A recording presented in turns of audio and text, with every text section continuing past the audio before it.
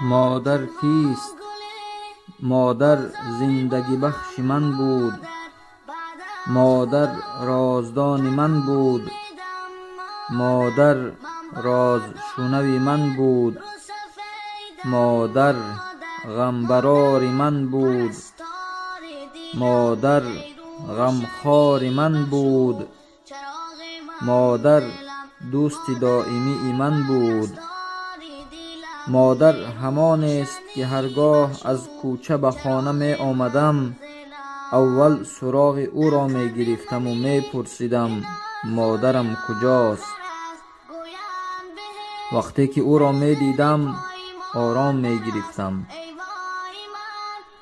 مادر همان بود که اگر تمام دنیا از من روی می تافت او از من روی نمی گرداند.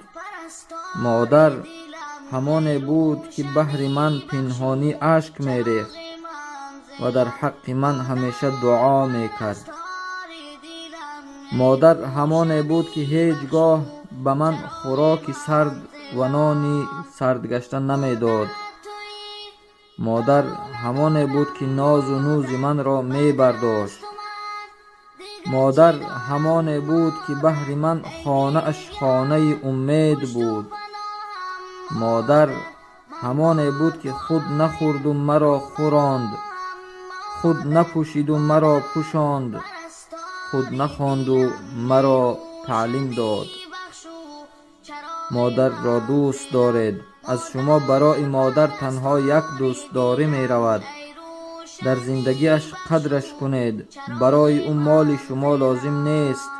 نترسید. برای او عافیت جان شما، سلامتی شما و خوشی زندگی شما لازم است. دوستان عزیز، دستان مادر را بگیرید. اقلاً یک بار بگویید مادر جان شما جان من هستید. دستانش را ببوسید و به دیدگان خود بمالید. هیچ نباشد به مادر خود یک بار لبخند هدیه کنید. مادران را دوست دارید.